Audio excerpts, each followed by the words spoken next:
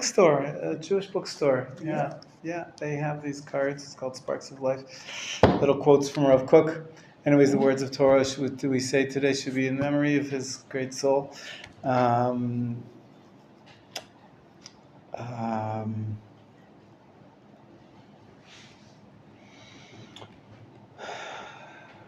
it's good to see you when students come back. Tomorrow night, I'm doing a wedding for a former student who was our student about 8 years ago.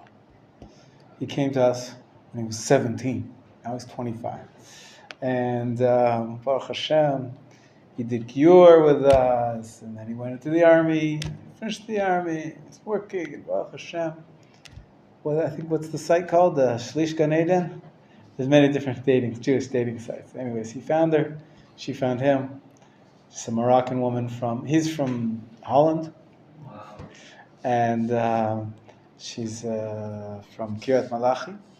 So the wedding's tomorrow. So we'll just talk a little bit about dating and marriage. The topic of the course is about relationships. We've talked about from different angles. Each time we do something a little bit different. Today we'll do something more about actual, like, getting married. What does the process look like? Also a little bit about dating. How do we get there? So I mentioned the dating site, which is a wonderful option. Some people feel uncomfortable. It's sort of like a marketplace of, you put your profile, put your picture, people click, and there's a few, like there's J Swipe, and there's J Wed, and there's all different kinds. But it fills a need because the older system was more based on who knows people in a smaller community. People in the community know each other, and somebody knows somebody. The ideal in our circles, people would prefer that a mutual friend, introduces you. Right? Because the point is, we don't hang out in bars. That's the idea. We're not going to meet the girls on the beach. That's not allowed to be at a mixed beach, and just to be fraternizing, flirting, and picking up girls wherever it happens to be. That's not the right approach. In order to get married, you want to, you shouldn't just be hanging out with girls for fun, because it's fun, it's exciting, but really it's not modest. And you don't want to be finding yourself in a relationship which all there is an attraction of looks, but she's not where you want to be heading in your life. She's not somebody you want to marry. She doesn't maybe have the same belief system as you, the same practices as you, the home that you want, the kids, a type of education you want for your children, it's not the same. So it's really rare that you find somebody just by hanging out. Now, if you have a circle of friends, which all have similar goals and similar ideals, and sometimes there are small communities of singles like that in various neighborhoods, you meet each other at a joint Shabbat meal, it could happen that you meet somebody that way, and it turns out that they are in the same place as you are when it comes to your goals, life goals, and your religious goals, religious position. But it's rarer. It's harder for that to happen, and it's not a very efficient process. So it's not very efficient. Just how many events can you go to, and you don't know anything about them. All you see is their looks, and they see you, and maybe you have a short conversation, but that's not necessarily the best method, the most efficient method for finding somebody that you want to build a Jewish home with.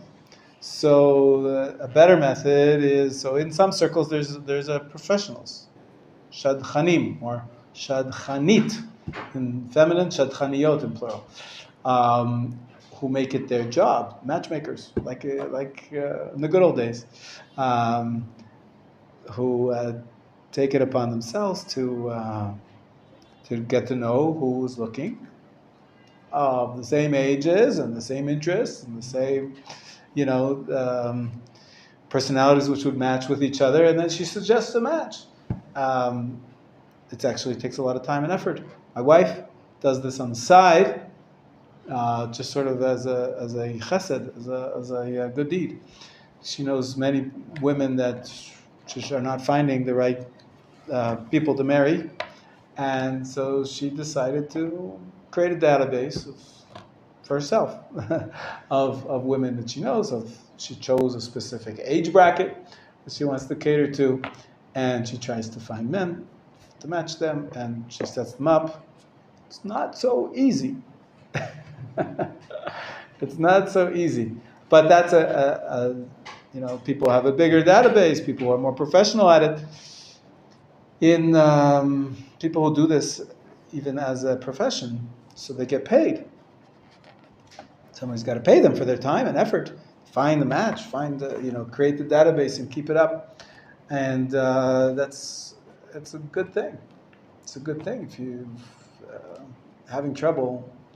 Apparently, a lot of people are having trouble finding matches, and like I said, there's no natural way to meet people on the street or at social gatherings. If we want to make it all modest and proper, not everybody's at the same place in life. Not everybody wants to get married today. It's really inefficient. So we need that middleman, middle woman, who it is to make the matches, and she spends a lot of time, or he or she spends a lot of time on it. And in the end, if you're successful, you should be paying the matchmaker for his or her efforts. And there's different standards in different communities, how much to pay. Some communities it's $1,000, some communities 1,000 shekels, some communities it's, just buy you a gift. Sometimes that middleman could just be a friend, a mutual friend, who knows you, knows her, and say, hey, I had an idea, you should meet so-and-so. That's what happened with us. My friend, who I went to high school with, he knew my wife, and they worked together in some program, and he came over to me and said, well, I've got a suggestion for you. And in the end it worked out. So we bought him a gift or something, because he wasn't really a professional, although he's very good at it. He made like 8 or 9 or more matches. He has a knack for it. But that's sort of a casual thing. You buy him a gift. But if someone who's really involved in it and they take the time and effort, there's actually a salary involved, which maybe hopefully you'll be able to work out together who pays. Maybe both sides should pay, or you'll divide it up, whatever's good for you. Sometimes if the kids are young, so it's the parents paying, so then they have to tell them which side pays. Maybe both sides should pay the middleman who makes it work. But now there's these dating sites, which is another option, and they're also, I think you pay a little bit, subscription, to get on, to get access to the database. But then I don't think you have to pay when you actually get married. I don't think you have to pay them anymore. There's some hybrid types of matchmaking services where it is a database and you get on, but you need to have a representative, a shadchan, or somebody who's your advocate in the system. And then, so they're doing the work for you, for the, checking if she's available, if she's appropriate, so there's some middleman action there, and each system works a little differently. Ezrat Hashem. So this former student of mine who's getting married tomorrow, they used a website, so they paid a subscription or something, but I don't think they have to pay any shadchan. There's no person involved in the middle. So it's cheaper that way, I guess, a little bit. It depends how long you're on the website until you find. It could be the subscription adds up. I don't know. I don't know exactly the details. But the key point is that you have to make efforts to date, to try to find somebody to date. You do a lot of background checks even before the first date. Right? Obviously, if you meet somebody casually, you meet somebody in the neighborhood, meet somebody in your community, then you know a little bit about them. You can ask about them, ask their friends, ask your friends. But it can get tiring if you just go out on dates with people because, she looks pretty. Turns out she doesn't keep Shabbat. So okay, great. Or or she goes out with this guy because, oh, he looks like he's got a good job, but at the end he turns out he's a jerk and he does, zero emotional maturity and he's not ready for it. So you need to sort of do some kind of a due diligence. Figure out what you can know ahead of time. You don't have to know everything. Sometimes you check up with the family. What's the family like? What's the family background? Can be significant. Are the parents divorced? Not that it's, my parents are divorced. So it's not like you shouldn't go out with somebody whose parents are divorced, but if there's issues that you should be aware of, everybody has their particular wants and needs. But I try to say no rules. But by all means, some background checking makes a lot of sense because you don't want to waste your time. You keep going on a date after date after date with, because, okay, I'm not going to be picky. And then, it's just a waste of time, and another waste of time, and another waste of time. You're all tired out, and you're all sour and negative about dating whatsoever. So you're just shooting yourself in the foot if you don't do any sort of due diligence. So there has to be some amount of checking. It's useful if you have somebody to do the work for you. Either the dating sites, there's a profile. One of the things you should know about is, in today's world, this is a relatively new phenomenon, and that is that people want to see a picture. It's a good idea if it's taken in the right way, because when you meet someone in person, they don't look the same as the picture. In both directions. You can have the picture made up. You can have the opposite. Somebody that doesn't look very good in the picture, but then when they meet them, they're fine. It's just they got them at a bad angle or on a bad day, or So you shouldn't make too much of the picture. It's important to that there should be some attraction. And as you get to know the person, sometimes that attraction grows. But the problem is with the using the picture thing is that you can be too picky. You could be too picky and be focused on externals, and really that's not the most important thing in marriage.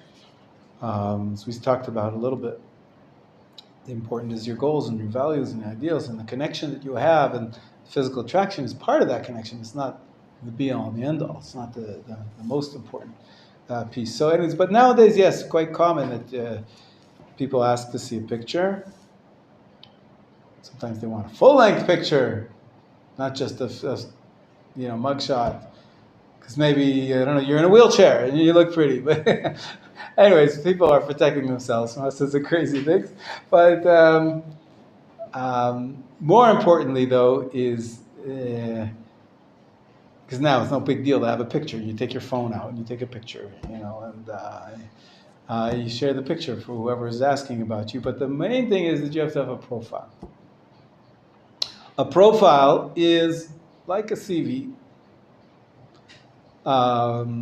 which describes who you are. But not for the sake of job, right? You have a CV for a job, so you write in your education and your experience and what you're good at, your talents. Now, there's different ways of making up a resume, but sometimes at the end you put in references, right? Very similar concept is that if you want to go onto any of those dating sites, or if you want to even use a shadchan or shadchanit, you have to have some kind of a profile, some kind of a description of who you are. Forget about the picture. You are, how old you are, okay? How, where you grew up, what your schooling is, what you're doing right now. Are you working? Are you learning? What, just basics. And then it gets a little more personal, like what you believe in, your religious beliefs, your style of religious life, right? I'm a Chabadnik. I love Rabbi Menachem. I want to build a home where I want to learn 10 hours a day. There's all sorts of different types within the religious community too. There's all kinds of people, and so you sort of try to describe yourself a little bit. Sometimes we use boxes, which is, kippah sruga, black kippah, I wear my tzitzis out, I wear my tzitzis in. All these external things, but they're boxes. But Sometimes they're useful to get a picture, to give a picture of who you are, and more importantly is what you're looking for. I want a bride, or I want a groom. I want a husband who will, have 11 children, or I want, I want to have at least, I think 2 children and a dog living in the country, or I like city life. I'm a lawyer, and I need to. I can't have things interfere with my career. It's all different styles, so you gotta sort of meet and match, present yourself, who you are, what your background is a little bit, where you came from. I'm about tshuva, I'm a ger. You have to include, to tell the basics up front, and where you wanna go, where you wanna be. I like living in the yishuv. I like the yishuvim. I like nature. Not that necessarily you're going to get everything that you want, but you can strive, you can look for it. Again, I like to keep things flexible and not make anything unnecessarily a condition. I made one condition when I was dating, way back. I married 31 years. In a few months, I'll be 31. One condition I made, obviously, that they were religious. I was religious. It wasn't a good discussion. But at the time, when I was in college and I wanted to start dating, so I made a rule for myself. I'm only going to date a girl who wants to make aliyah. I was in Toronto at the time, so I had very few dates for quite a while. But and eventually I made aliyah by myself, and I found my wife here, Baruch Hashem, and she wanted to stay. So sometimes there are things which are so important to you that, I need somebody who's going to be very laid back, because I'm so uptight that, if we're both uptight, we'll just drive each other crazy. Whatever. There's certain things that you're looking for. If you know yourself, it's really important to know yourself. We're going to do some exercises, but not today, but another time. It's important I'm going to try to help you write a profile of yourself, so that you can present yourself to whoever happens to be at the right time. At the right time. Not everybody's ready to get married right today or tomorrow. I'm not encouraging you. at everybody at the right time. You're about to go to the army. Not the best time to start dating. Although, how old are you now, Yishai? I'm 21. Not to put you on the spot or anything, but okay. So if you said you're 31, I'd say, well, maybe that's different. But you're 21, and you're going into the army. How much time are you going to have to invest in a relationship now? And if you do find somebody that you love, you're going in the army, so that's not going to give you time to be with her, and she's going to be sitting at home, pining away, and you won't be able to develop your relationship properly. You're going to be a combat soldier, right? Yeah. So that's, you come out once a month sometimes, once every 3 weeks. What kind of relationship can you build when you're doing that? So I would suggest to someone who's 21, about to go into the army, you don't start dating now. Okay, you can say hello to a girl, but you're not looking for a shidduch. I wouldn't submit my profile to a shadchanit now. That's for later. But somebody else who's 25 or 30, and they're looking to find a wife. You need to present yourself. You need to write something up. So there's actually courses you can take. There's courses you can take to write a resume, a CV. I never heard of courses you can take. There are courses you can take to write a shidduch profile. How to write it properly, how to say what you want to say, so that people find it interesting, but not crazy.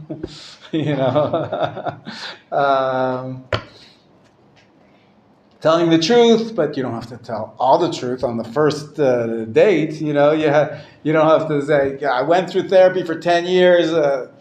I can tell that, speak about that on the second date. It depends. If you're diagnosed, whatever. It can get complicated to know exactly what to write and what not to write. So we're going to discuss that a little bit. Bezrat Hashem. In any case, you write up a profile, and then if the person or the computer program thinks it's a good idea, now there's actually a program based on AI. makes matches based on AI. Yeah.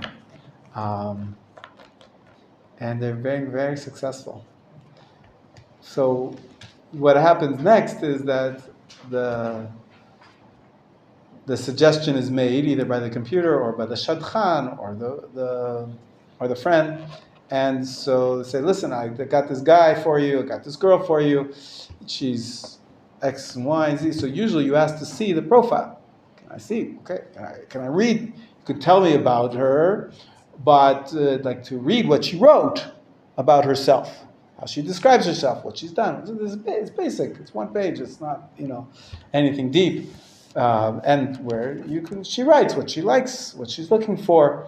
And so you look at the profile and you read the profile, just like on the dating site. What you see is a profile. You see, a description and picture. Usually nowadays, some communities, sometimes the guys and the girls are saying, I don't want to get distracted by this issue before I see the person.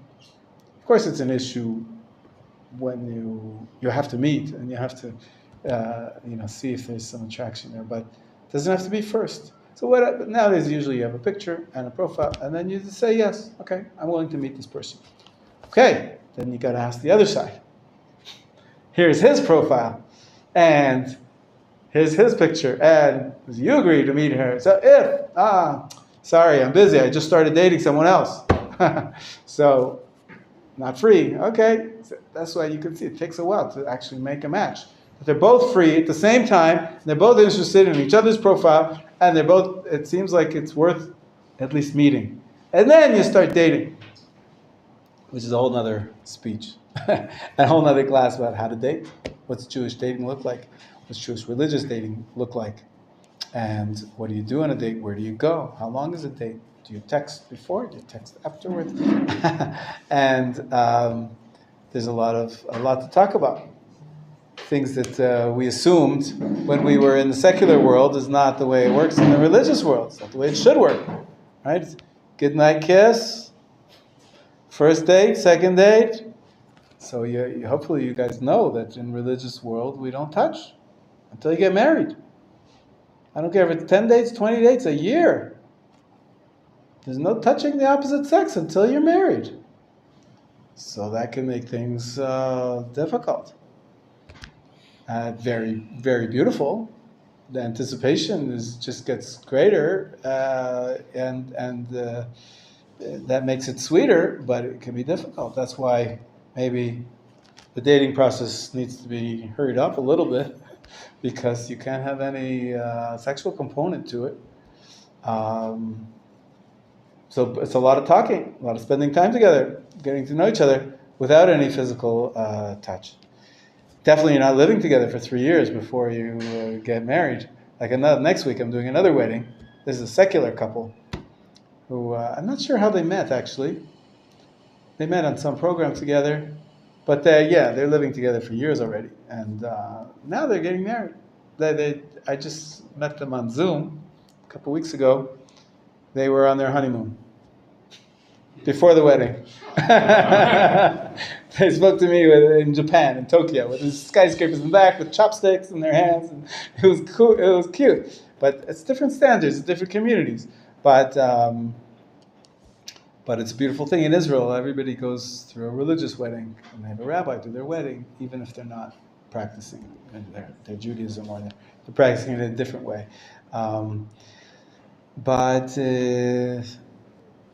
So dating is something we should talk about at the Lamita. Finally, you date.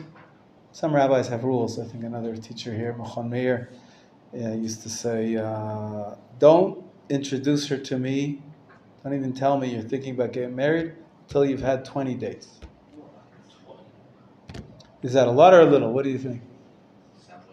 Sounds like a lot. A lot, huh? Why is that a lot? I don't know. In the U.S., I talk a lot with the Chabad people, and they're, stores like 14 dates. They're already going. People around them are already going. Okay, 14, 20 is not so far. There's some communities where you date once, twice, or 3 times. And then they're already saying, okay, getting married or not? So I think he was trying to stop that movement and saying that's, it's ridiculous, the most biggest decision in your life, will you marry? And what would you say is a good number? Sorry? What would you say is a good number? Excellent. So that's what I'm getting to. My opinion. I'm talking about other opinions, other communities. My opinion is there's no number. Like I was saying earlier. I find many times rules are unhelpful. They can be helpful. It's like for this, the rabbi did this on purpose. He was trying to say, you have to get to know them properly, and 1 or 2 dates is not enough. And obviously, you get the rest of your life to get to know them properly. But 3 or 4 is not, and that's why he said 20. But I think everything depends on the situation, how old you are, how old she is, what a date means. A date can mean going to the movies together and you don't talk at all, and a date can mean we spent 5 hours talking about our deepest, emotional, heartfelt beliefs, and okay, a few of those, and it's worth more than 20 movies together, right? So really, the numbers I think can be disruptive or misleading, and so that's why I don't give a number. I think, but you have to make sure that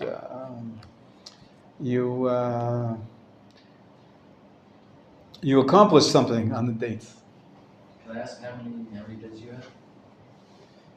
I went out with my my future wife for 6 months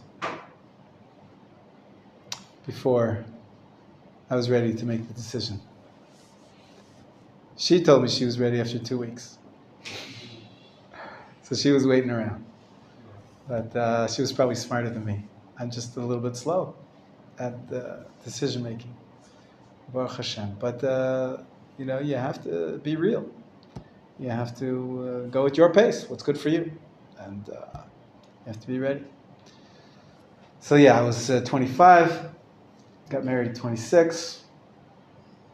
But after we decided, after those 6 months, we got married like 5 weeks later. Engagement is not a fun time. Everybody kept telling us engagement's horrible, and this is it. So we listened to their advice. We made it as quick as we could, and we got married very quickly afterwards. But there's no rules. Does it have to be 1 week to 6 months? It could be, depends on the situation. Depends on the situation.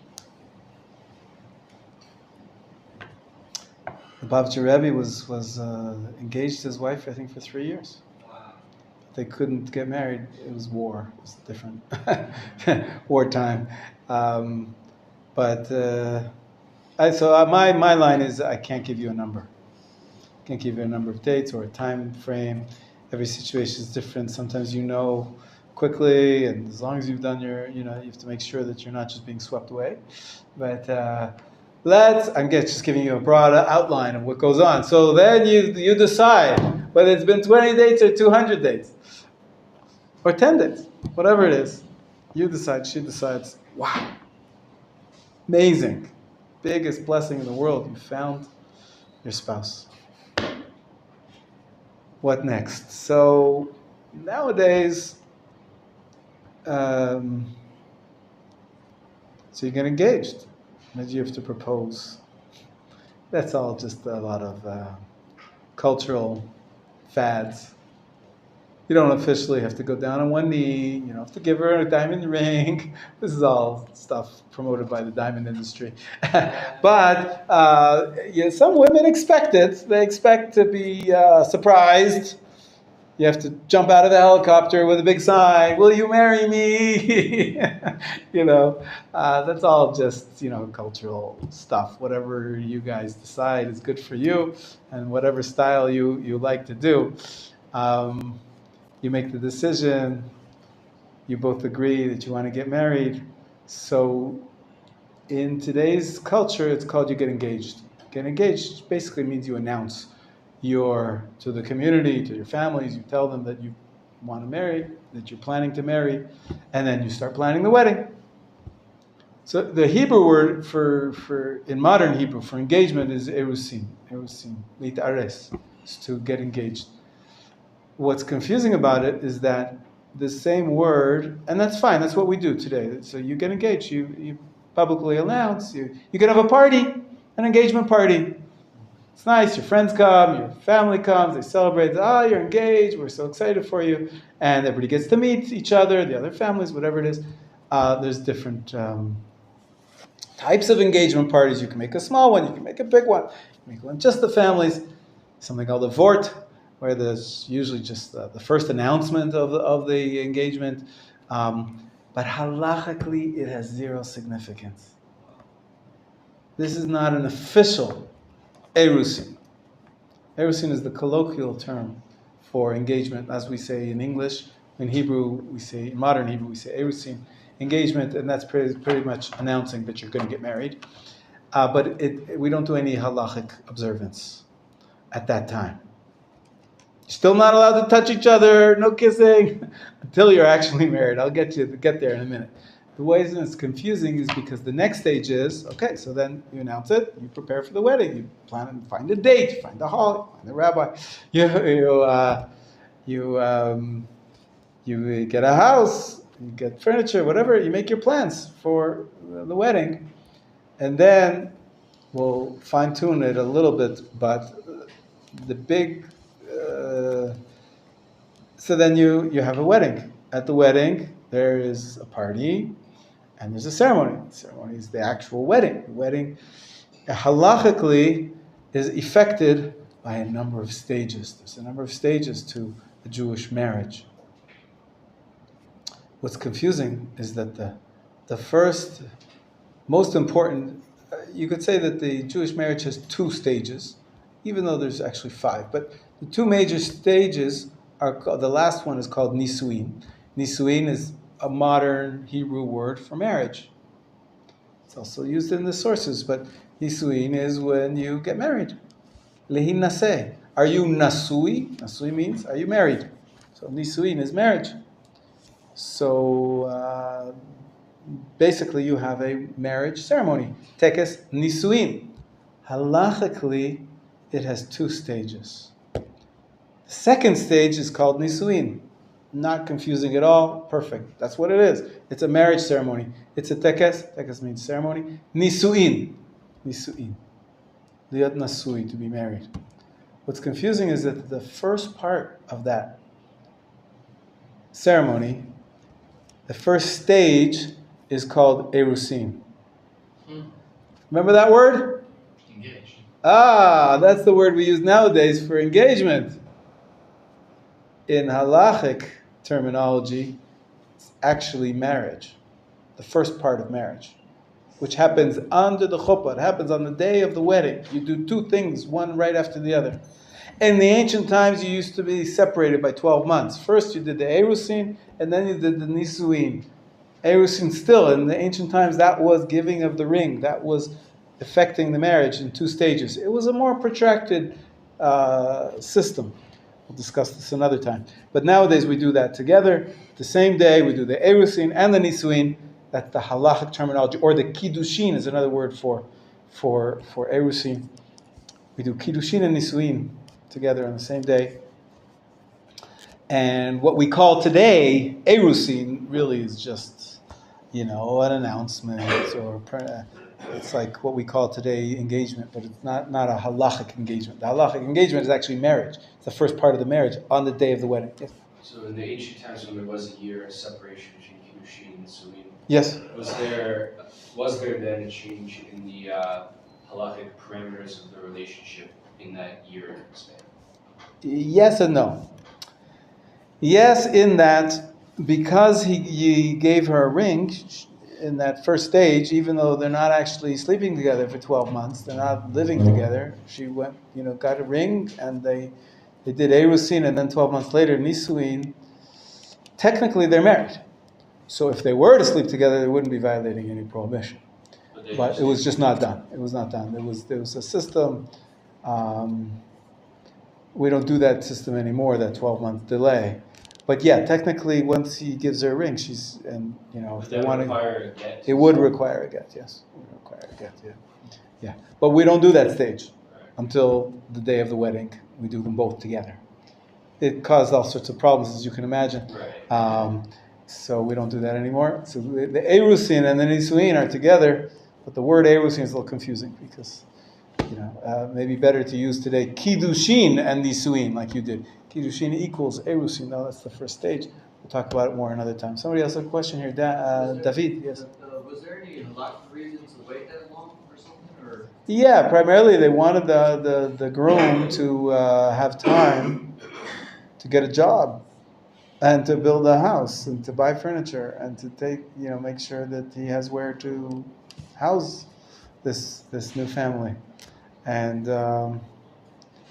so that was the system. The Ketubah is part of the... So there's other elements, like we didn't mention the chuppah, we didn't mention the ketubah. What is the ketubah? So here is also a little bit confusing because the Mishnah says, actually appears on the board because I'm studying it with another group of students.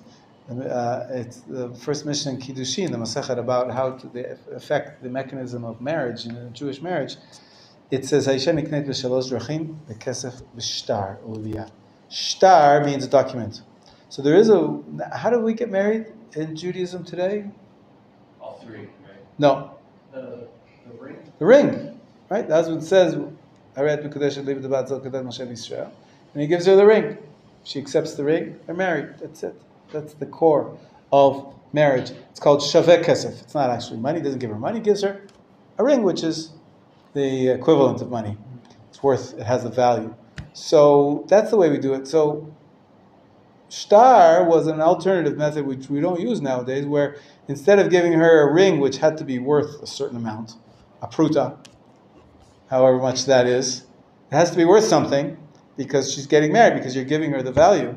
So, but there was another option of, let's say you give her a piece of paper.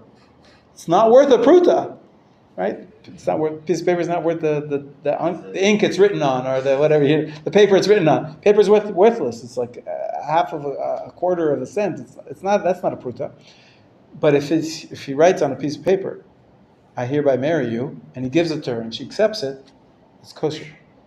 That's called kiddush shtar. But we don't do that nowadays. So what is the ketubah then? There is some kind of a document that passes hands. It must be there. This is according to most interpretations, it's a rabbinic institution.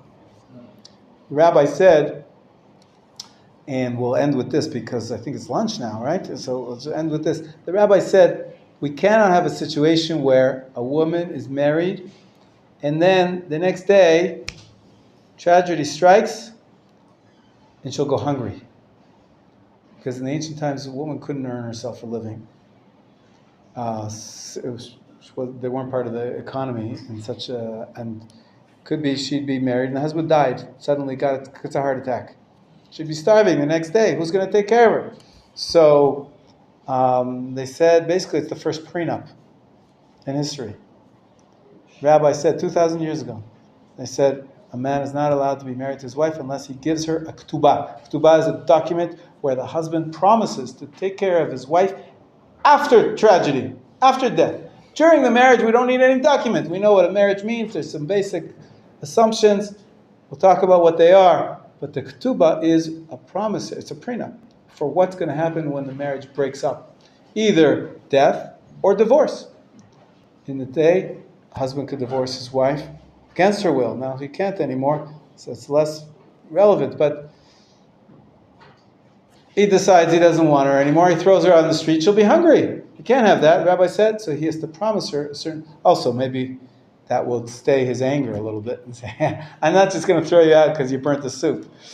They don't want people divorcing their wives so quickly. So if it says in the document, if I divorce you, I have to pay X, Y, and Z to support you for a year till you can get remarried or get a job. So then you're not going to be so fast to divorce your wife. So we wanted to make sure the system has some sustainability to it. So that's what the ketubah is. So the ketubah is a prenup, essentially.